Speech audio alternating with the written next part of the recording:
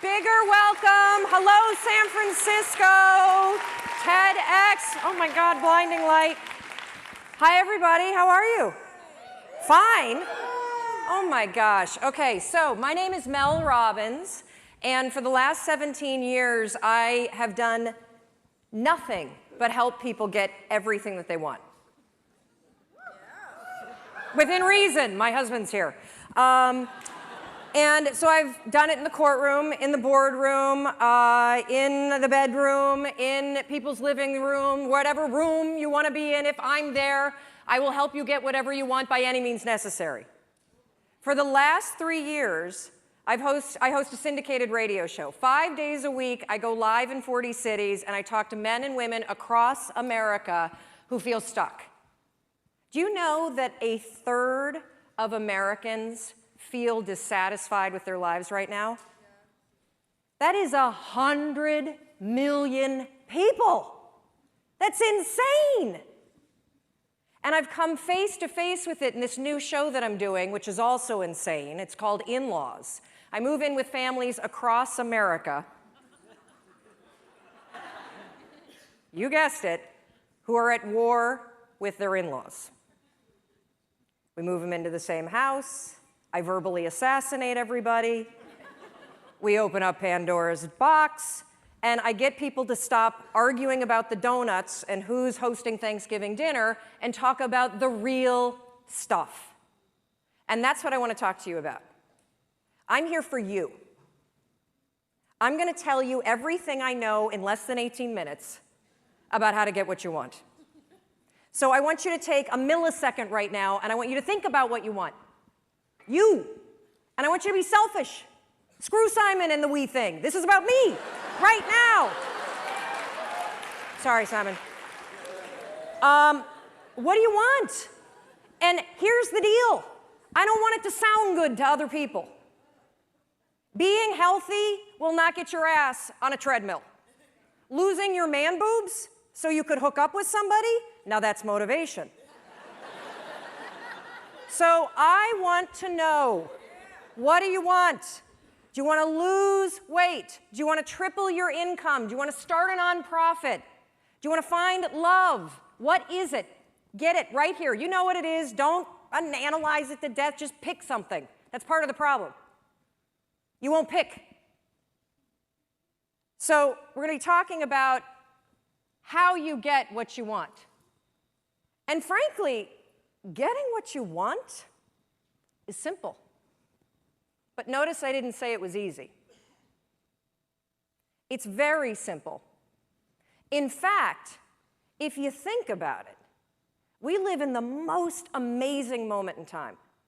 So that thing that you have up here, whatever it may be, you want to use healthy eating to cure your diabetes, you want to figure out how to take care of the elders and start a new hospice center, you want to move to Africa and build a school, guess what?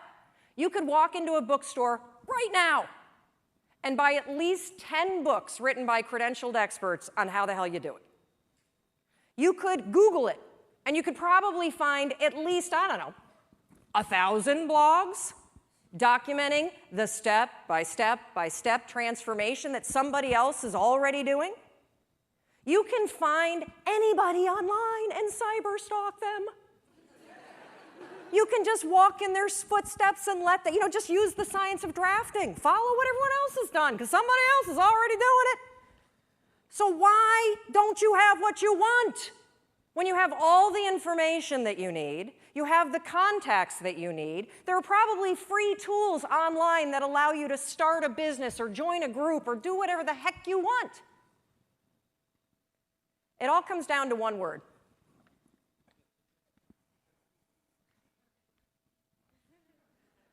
Shut the front door, you know what I'm talking about? The F-bomb. It's everywhere. You hear it all the time, and I honestly don't understand what the appeal is of the word. I mean, you don't sound smart when you say it. And it's really not expressing how you really feel. It's sort of a cheap, shot to take. And of course, I'm talking about the word fine. How you doing? Oh, I'm fine. Oh, really? You are? Dragging around those extra 40 pounds? You're fine? Feeling like roommates with your spouse? And you're fine? You haven't had sex in 4 months? You're fine? Really? I don't think so. But see, here's the deal with saying that you're fine. It's actually genius. Because if you're fine, you don't have to do anything about it.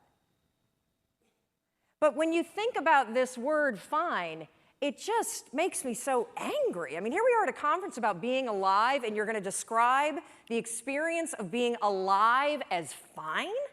What a flimsy and feeble word.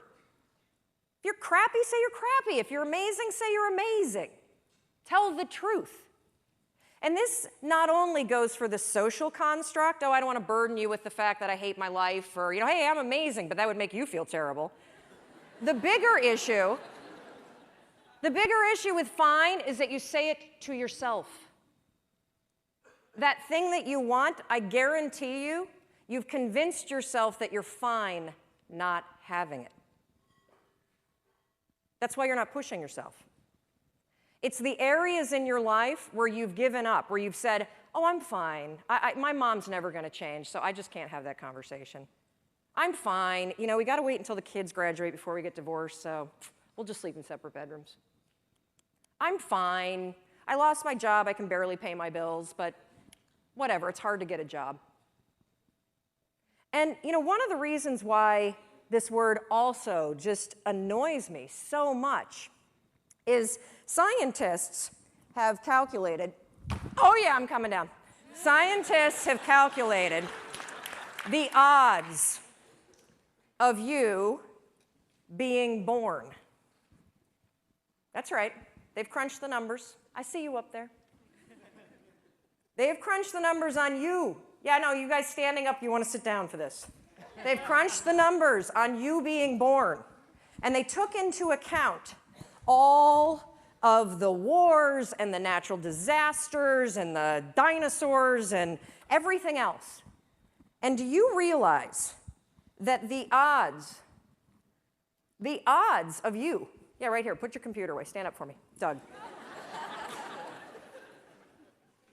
So the odds of Doug here, turn around, say hi to everybody. The odds, of Doug being born at the moment in time he was born to the parents you were born to with the DNA structure that you have, 1 in 400 trillion. Isn't that amazing? I'm so lucky. Yes. You're not fine, you're fantastic. You have life-changing ideas for a reason, and it's not to torture yourself. Thank you. Thank you, Doug. And Christine was right when she said all of you could be on stage, because all of you, we're all in this category. 1 in 400 trillion. All day long, you have ideas that could change your life, that could change the world, that could change the way that you feel. And what do you do with them? Nothing. Oh, hopefully I won't moon you. You didn't pay for that.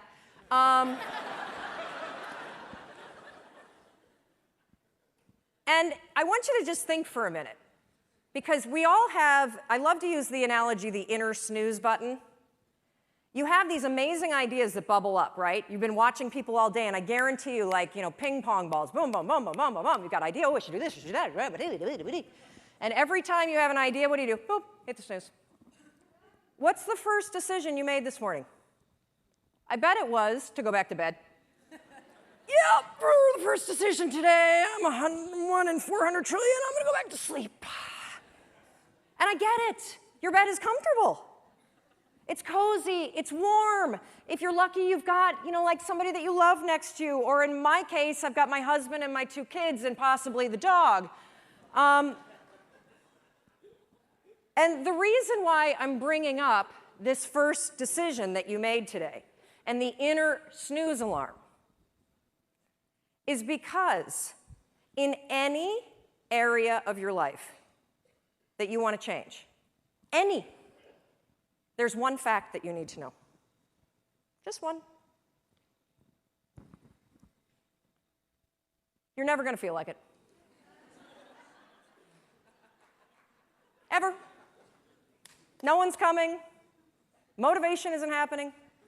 You're never going to feel like it. Scientists call it activation energy. That's what they call the force required to get you to change from what you're doing on autopilot to do something new. So try this test tomorrow. You think you're so fancy. I know you're attending TED. Try this. Tomorrow morning, set your alarm for 30 minutes earlier. And then when it goes off, take those sheets, throw them off, and stand up and start your day. No snooze, no delay, no I'll just wait here for 5 seconds because Mel's not standing here. Do it.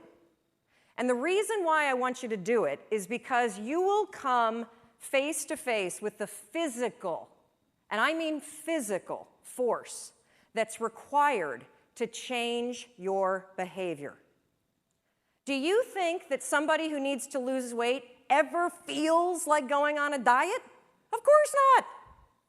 Do you think they ever feel like eating boiled chicken and peas instead of a croissant?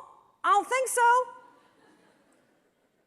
The activation energy required to get your ass away from your computer and out your front door to go on the walk you said that you were going to go on is the exact same amount of force that it takes you to push yourself out of a warm bed and into a cold room. What's interesting about being an adult is that when you become 18, nobody tells you that it's now going to be your job to parent yourself.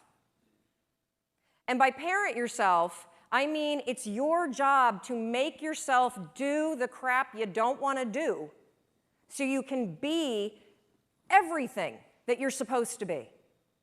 And you're so damn busy waiting to feel like it. And you're never going to. My son never feels like getting off his DS. That's my job. Get off the damn DS.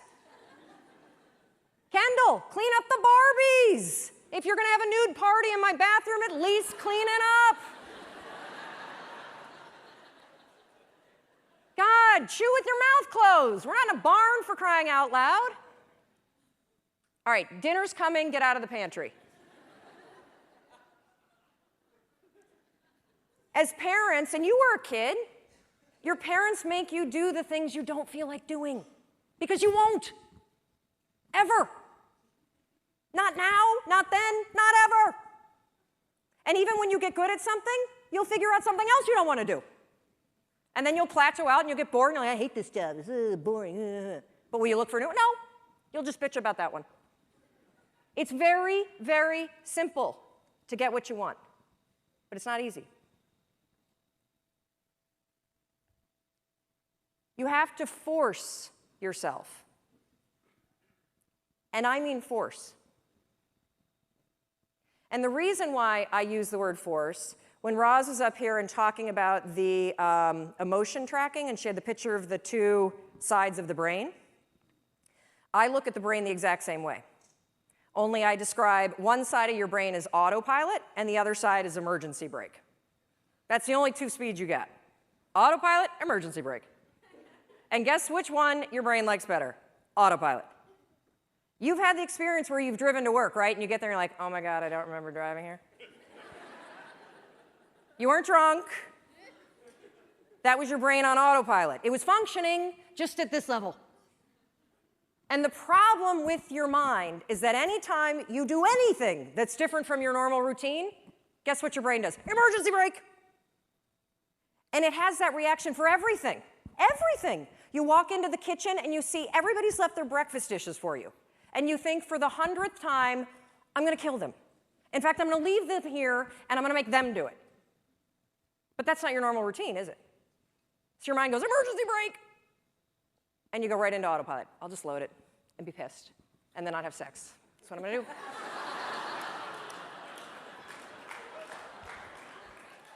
So when I say force, anything that's a break from your routine is going to require force. And if you think about your life, it's kind of funny because we, are kids, and then we become adults, and we spend so much time trying to push our life into some sort of stable routine, and then we grow bored of it. You wake up at, the same time every day, you have largely the same breakfast, you drive to work the same way, you show up at work, you look busy, you avoid making calls, you update Facebook, you attend a meeting and doodle the whole time, you go back and update Facebook, you make plans for the evening, you look busy some more, then you drive home the same way, eat largely the same dinner, or, variety of it.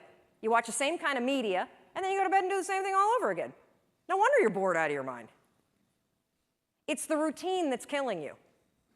I have this theory about why people get stuck in life. So most of you have probably taken your basic Psych 101 class, and you've bumped into Andrew Maslow's hierarchy of needs.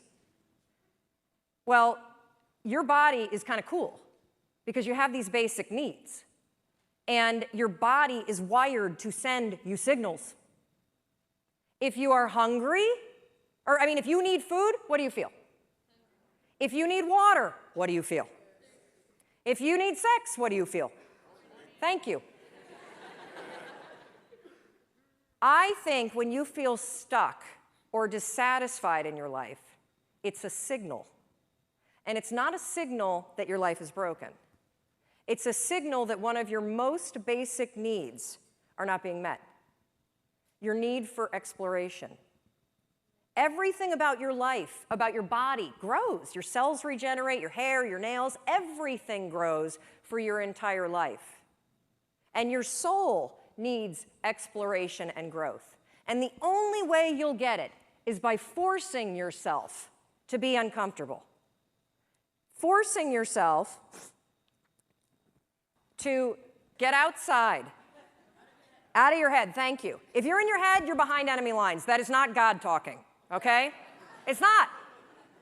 In fact, if I put a speaker on it and we broadcast what you say to yourself, we would institutionalize you. You would not hang out with people that talk to you the way you talk to yourself. So get out of your head. Your feelings are screwing you. I don't care how you feel. I care about what you want. And if you listen to how you feel when it comes to what you want, you will not get it. Because you will never feel like it. And you need to get outside your comfort zone. It's not about taking risks, it's about getting outside your comfort zone. Those first 3 seconds when you push yourself out of bed, they blow. But once you're up, it's great. Those first 3 seconds when you're sitting here in a studio or a stadium like this and somebody says, get up and come dance, and you think, oh, I should do that. And then you're like, oh. That experience that you had where you had the impulse to do it, and then you didn't do the activation energy required to force yourself, your emergency brake got pulled. I'm sitting right here. I'm not going up with those crazy people. I don't like to dance. Well, what happened for me is I came up and I bumped into Rachel, and then we started talking, and next thing you know, she's tweeting. And we're friends, and boom, get outside. That's where the magic is. That's where the 1 in 400 trillion exists. So everything I do, wait, okay, this is the last part, sorry. So one more thing that you can use, I call it the 5-second rule. Your mind can process a facial expression in 33 milliseconds. It can move pretty damn quick. The other thing that it does very quickly is if you have one of those little impulses that are pulling you, if you don't marry it with an action within 5 seconds, you pull the emergency brake and kill the idea. Kill it. If you have the impulse to get up and come dance while the band is playing, if you don't stand up in 5 seconds, you're going to pull the emergency brake. If you have an impulse about you were inspired by somebody's speech today, and you don't do something within 5 seconds, write a note, send yourself a text. Anything physical to marry it with the idea, you will pull the emergency brake and kill the idea. Your problem isn't ideas, your problem is you don't act on them. You kill them. It's not my fault. It's not anybody's fault. You're doing it to yourself. Stop it. I'm counting on you. 1 in 400 trillion. You got stuff to do. And it's not going to happen in your head. So I want you to practice this today. When we go off to party, thank God it's coming soon, because I think we all could use a cocktail. I want you to practice the 5-second rule. You see somebody and you think you have that impulse, they look interesting. Walk over there. You were inspired by somebody and you have a request, make it. That's why you're here. Experiment with it, and I think you'll be shocked about what happens. And one more thing, I want you to know that everything that I do, whether it's the radio show or the television show or the book that I wrote or the column, it's for you. And if there is anything that I can do, if I can do anything to make you do the things you don't want to do so you can have what you want, I will do it. But you need to walk over, you need to open your mouth, and you need to make the request. You got it? Good. Go do it.